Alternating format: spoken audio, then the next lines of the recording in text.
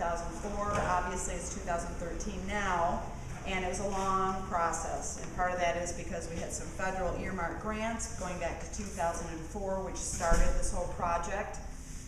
We had to gather federal money along the way and some grants before we had enough to actually build out the facility and purchase land, obviously.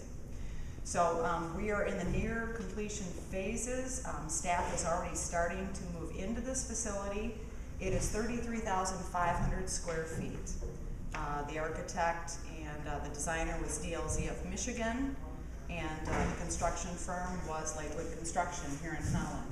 Important to note that all of our subs and contractors are from Michigan. This is a pure Michigan building, with the exception of one minor subcontractor, and that's that our floor mats were ordered from Georgia. See the nice workmanship.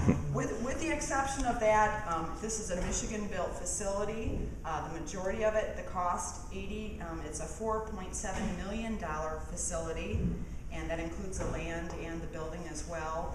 It's important to note that 80% of those funds came from Washington federal dollars, which were brought back to West Michigan. The other 20% in matching funds were from the State Department of Transportation. We qualified for matching funds. This is a capital purchase, doesn't come out of operating funds. So that's all capital money that was devoted to the project.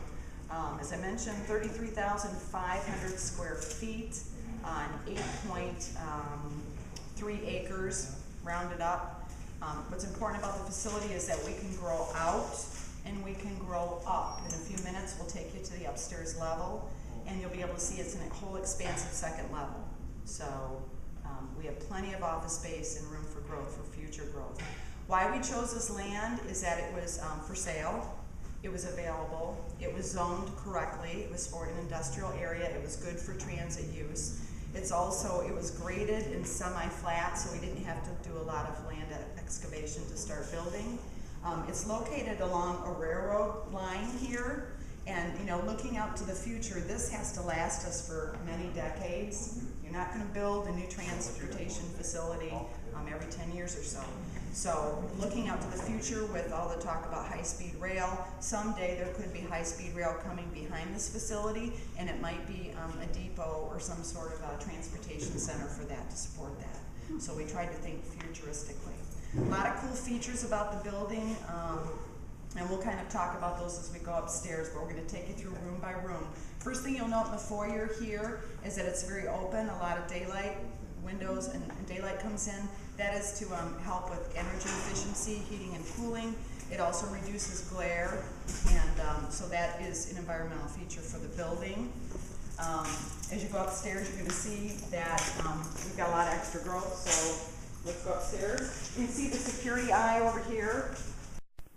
Talking with Sherri Cadeaux, and it is anticipation, I think, more than anything else for Max right now. You're a couple weeks away as we speak from getting into this building for the operational and pretty much the administrative head of this service that has come a long way since I came to town 12 years ago, and since you came on board as well. It's not just a little City of Holland bus service anymore. No, we have really grown into our own. This has been a long time coming. It goes all the way back to 2004 is when we got our first federal earmark money to start planning this capital investment in building a new operations facility for Max.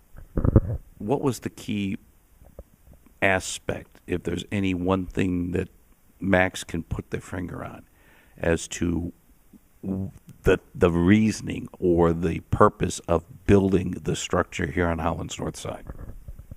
We had simply outgrown our old digs on 24th Street.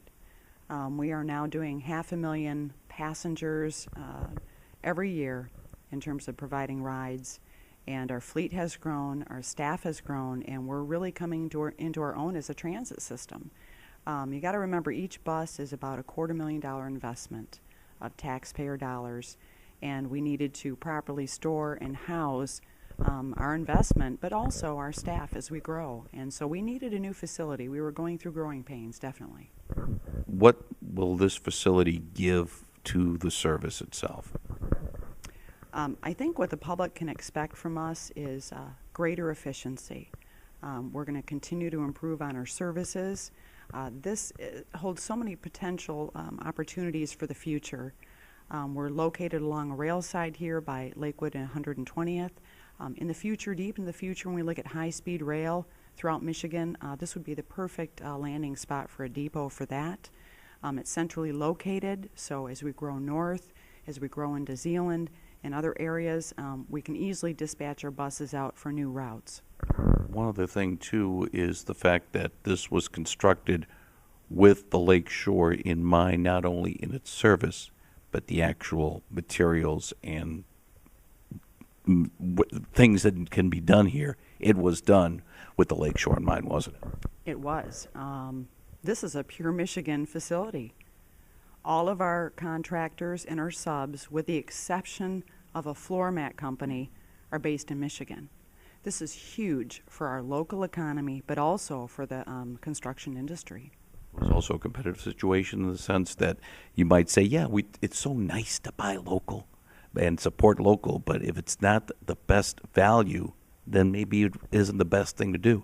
Obviously, the competitive situation came to the forefront with all these local companies, didn't they? But you know what? It's true. But you know what the irony is that they won the competitive bids.